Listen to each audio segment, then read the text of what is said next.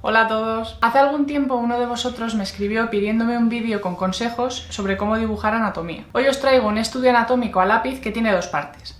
La primera es este vídeo, en el que dibujo a mano alzada y os cuento mi planteamiento por partes. En el segundo vídeo os enseño cómo hago el estudio de los huesos y los músculos de esta misma pose. Otra cosa que os quiero comentar antes de dejaros con el vídeo.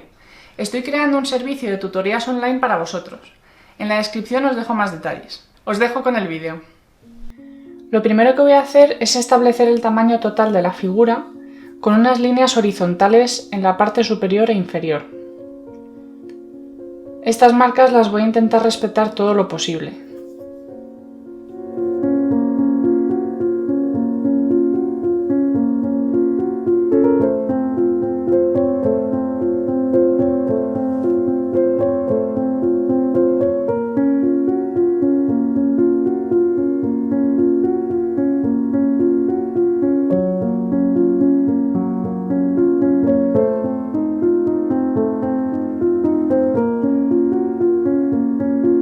Este dibujo lo estoy haciendo a mano alzada, sin ayuda de medidas.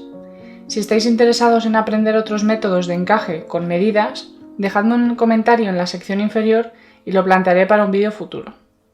Sin embargo, para este, he querido hacerlo a mano alzada porque, aunque luego me encuentro con problemas por hacerlo de esta manera, tengo la sensación de que es la manera en la que más ejercito mi mente, ¿sabes? Como es más un reto. Si empiezo con medidas, bueno, aparte de que puede quedar un poco más rígido, siento que no me esfuerzo tanto. Estoy utilizando en su mayoría líneas rectas para aproximarme a las proporciones generales de la figura sin hacer detalles. En esta primera fase las curvas son el enemigo. La idea es ir de lo general a lo particular, y para que se entienda mejor, las líneas rectas son igual a lo general y las líneas curvas son igual a lo particular, así que por eso las vamos a dejar para más tarde. Para mí es importante también utilizar un lapicero duro, en este caso es un H, que me permite hacer muchas líneas sin marcar el papel en exceso, y así luego puedo borrar y hacer muchas correcciones. Poco a poco iréis viendo cómo todas esas líneas se convierten en una sola, porque las voy limpiando con la goma y lo que ahora parece un poco un dibujo más bien un poco sucio, pues luego va a ir quedando más concreto. Eso sí, en esta fase, y en realidad en todas las que siguen, no tengáis miedo a corregir. Si hay que borrar la figura entera porque hay un fallo estructural espantoso, pues se hace y ya está, porque es más importante que esté bien bueno, la otra opción no es una opción. El proceso de este dibujo se podría resumir en 5 fases diferentes. Sería el encaje, bloqueo, construcción, modelado y luego la última fase que la llamo superficie y estilo. Esta es mi manera de llamar a las fases que yo utilizo en un dibujo, pero bueno, cada artista tiene su sistema y en libros también podéis encontrar otros sistemas, supongo, pero esto es lo que hago yo actualmente y lo que quiero compartir con vosotros. Entonces, de estas 5 fases, se puede decir que es un sistema iterativo, lo que en este caso significa que cuando hayamos pasado por todas las fases en orden, volveremos al principio, haciendo nuevas correcciones y ajustes hasta estar satisfechos con el resultado.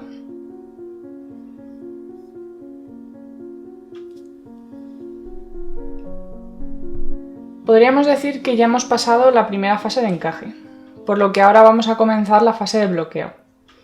En este momento presto atención a las masas de sombra y procuro verlas como formas abstractas.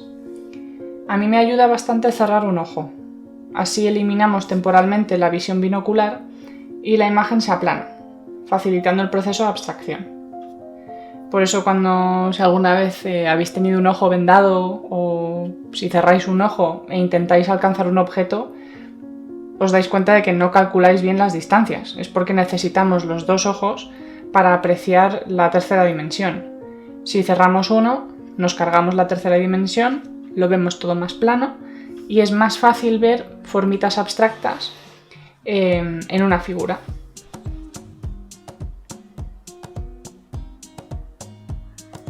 Este proceso de abstracción utiliza más el hemisferio derecho del cerebro, al contrario que la fase siguiente, que da prioridad al hemisferio izquierdo. Ahora la veréis. Esta ya sería una fase más de construcción anatómica, que en realidad se comienza de manera simultánea a la de bloqueo.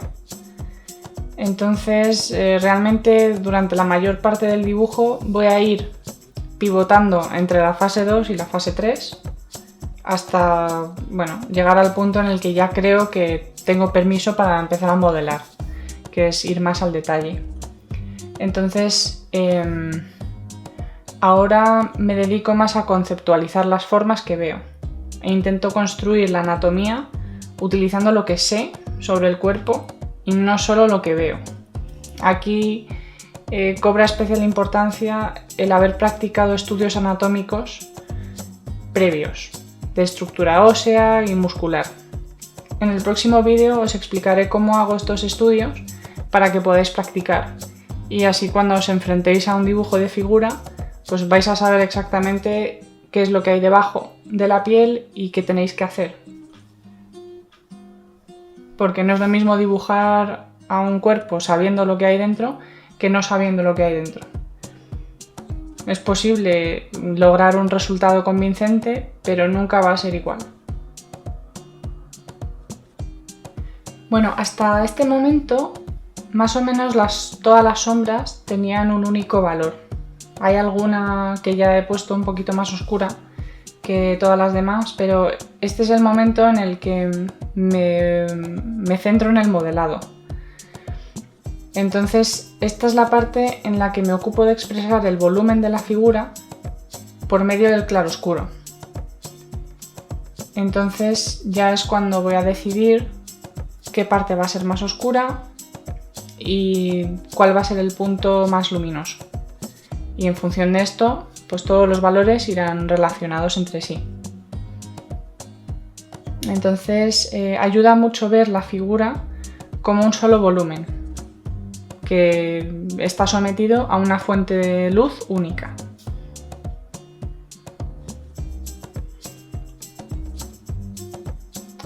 Por ejemplo, aunque el tronco tenga muchas subformas particulares, todas deben estar sometidas al volumen de la forma general que las contiene, que sería pues el tronco. He comenzado la fase de modelado de izquierda a derecha. Y esto lo hago por limpieza, básicamente. Yo soy diestra, entonces voy a estar arrastrando la mano sobre el dibujo, con lo cual va a acabar emborronado, va a acabar sucio, y esto intento evitarlo pues dibujando de izquierda a derecha. El foco principal de este ejercicio es el tronco. Por eso, aunque la mano esté más a la izquierda que el resto del dibujo, no voy a comenzar por ahí, porque es una parte que no voy a trabajar mucho dentro del dibujo general, con lo cual por eso como que no la cuento. Es más bien que empiezo el modelado pues desde la zona del hombro hacia la derecha y un poco del brazo también. El tronco lo podemos ver como a una especie de cilindro, más ancho por arriba que por abajo. Y aunque en el tronco hay unos pectorales, estos pectorales están subordinados al tronco y no podrían, por ejemplo, tener una escala de valores que no tuviera el tronco. Digamos que los pectorales están hechos de los mismos ingredientes que el tronco. Así que para crear una figura volumétrica convincente es importante ver a la figura como un solo cuerpo afectado por la luz. Así evitamos fenómenos como que haya mucho contraste local en una zona y al final, por medio de este contraste, acabemos con una figura que es plana y no expresa ningún tipo de volumen. Los materiales que estoy utilizando en este dibujo son un lápiz H, un lápiz HB, un lápiz goma, una goma maleable y un pincel de cerdas naturales. El pincel tiene dos funciones. La primera función es quitar las virutillas de la goma para evitar quitarlas con la mano, que ensuciaría todo el dibujo, o soplar, que también potencialmente puede ensuciar el dibujo. Y la otra función que cumple el pincel es, no llega a ser difuminar, pero sí que es unificar un poquito la trama. Si me paso haciendo una trama que queda muy marcada, pues puedo pasar el pincel por encima y me lo suaviza un poco. También sirve para lo contrario. Si he borrado una zona y queda de repente muy blanca con respecto a lo demás, pues con el pincel puedo matificar un poquito ese efecto. Como habréis visto ya, el modelo para este dibujo lleva ropa interior, cosa que, bueno, pues nada, se respeta, me parece muy bien. El problema es que, pues en el proceso de dibujarlo me di cuenta, y también me recomendaron que intentara quitarle la ropa interior porque no le aportaba mucho a la figura. O sea, de repente, no sé, un señor con calzoncillos no expresaba lo que yo quería para este trabajo. Entonces, bueno, me aventuré a imaginarme que no estaban y la verdad es que me ha costado mucho trabajo. No estoy muy convencida con el resultado final porque, claro, es que es una cosa que no estás viendo, te la tienes que imaginar, intentas ver con rayos X qué es lo que hay debajo y ciertamente la luz afecta a la tela de la misma manera que afectaría al cuerpo, entonces puedes crear una ilusión de continuidad, pero evidentemente hay cosas que si no estás viendo, pues no, cosas muy concretas que no te vas a inventar. Que bueno, a lo mejor hay quien puede, pero yo no me he atrevido a inventármelo y a hacer una cosa ridícula.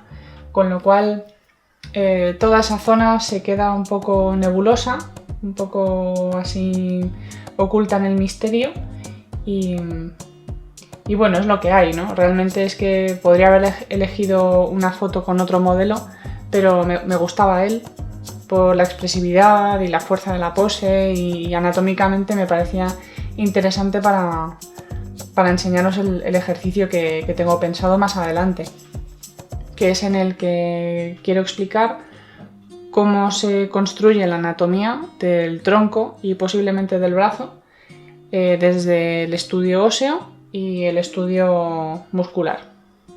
Entonces es por eso que, bueno, sacrifiqué el hecho de que llevara ropa interior, pero claro, luego pues problemas porque hay que retirársela y no es fácil. Bueno, como ya lleváis observando un tiempo, estoy alternando fases. Digamos que pasamos por un encaje inicial, un bloqueo para casi todas las partes del cuerpo, un modelado para la parte principal y más importante, que es el tronco, y ahora estoy pasando a la fase de superficie y estilo.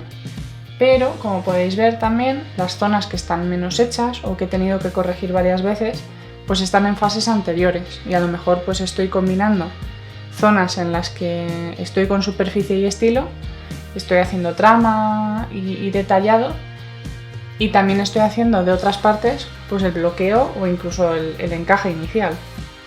Hago esto también para que sea un poco variado, porque si estoy solamente con una zona haciendo, pues por ejemplo, el modelado, pues me aburro y es muy cansado y te agota. Entonces, si tienes otra parte del dibujo que está menos hecha, pues puedes ir allí y te refrescas un poco y haces pues un poquito de encaje, un poquito de bloqueo y así vamos haciendo el trabajo un poco más ameno. Entonces, la fase de superficie y estilo es la parte en la que yo utilizo la trama para varias cosas. Por un lado, utilizo la dirección de las fibras musculares para expresar el volumen con grafismos y no solo con claroscuro. Entonces, bueno, aparte de eso, cuando digo trama, no solo me refiero a la trama del lápiz, sino también a la de la goma. Si habéis visto alguna zona en la que he sacado luz con líneas de goma que a la vez también expresan volumen. Y por otro lado, utilizo también esta fase para guiar al ojo por mi dibujo, como un recurso compositivo, digamos. Entonces voy creando acentos visuales que le aportan interés a la imagen. Y esto pues lo hago, por ejemplo, dejando zonas menos trabajadas y acentuando otras, añadiendo una línea de contorno más fuerte o utilizando tramas en distintas direcciones. En esta fase tengo más en cuenta lo que es el eje Z, que es el de la profundidad. Entonces, por eso las cosas que están lejos tiendo a desarrollarlas menos o a dejarlas un poco menos contrastadas, para crear un poco de dinamismo en la imagen. Si no, quedaría todo como plano y pues eso, con poca variedad, poco interesante, digamos. Esta fase es un poco la más personal, la más loca, digamos. Entonces yo para esto, más que explicaros cómo lo hago, os diría que mirarais dibujos, particularmente dibujos del Renacimiento. Y si son, por ejemplo, dibujos a sanguina o plumillas especialmente, en ellos vais a poder apreciar muy bien el uso que hacían los antiguos de la trama para expresar volumen y bueno, como recurso sensible también. Seguro que de allí sacáis muy buenas ideas, porque vamos, yo siempre tengo de referencia lo que hacen otros artistas. Una cosa a tener en cuenta con esto de dejar zonas menos hechas es que a veces las dejamos menos hechas porque no queremos que llamen la atención, sin embargo conseguimos el efecto contrario, que es que están en un punto tan atrasado con respecto a las demás partes de la figura que llaman más la atención que las partes que están trabajadas, entonces no queremos eso. Hay zonas que vamos a tener que trabajar, aunque sea hasta un mínimo, para que no llamen la atención, por contraste. Eso, por ejemplo, ha ocurrido con la pierna que tiene recogida.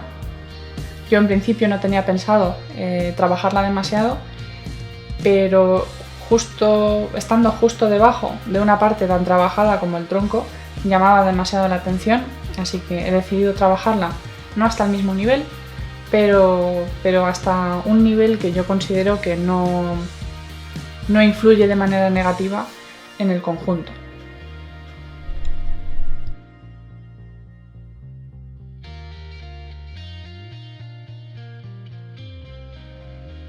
Yo ahora, de hecho, viendo el trabajo ya terminado, pienso que se podría haber quedado en una fase anterior y hubiera sido mejor. Creo que el haber trabajado de más las extremidades no le ha venido bien. Con lo cual es posible, no lo sé, pero es posible que lo deshaga. Que lo deshaga y lo deje en la fase esa que me parecía más atractiva. Porque sí, aquí hay información que no es necesaria. Así que es posible que lo modifique. Bueno, espero que os haya gustado y nos vemos en un segundillo. Bueno, yo estoy bastante contenta con el dibujo, he aprendido mucho. Hacía mucho tiempo que no le echaba tantas horas a un mismo dibujo y la verdad es que lo echaba de menos y me ha venido muy bien. Bueno, como ya os comenté durante el vídeo, tenía la sensación de que había desarrollado de más. Había demasiado detalle y no le aportaba nada al dibujo realmente. Entonces he echado marcha atrás en el desarrollo del dibujo y lo he dejado en una fase anterior que me parecía más atractiva. Os voy a dejar un clip del dibujo terminado para que veáis cómo ha quedado al final. Así que nada, estad atentos porque dentro de poco subiré el segundo vídeo. Nos vemos en la próxima.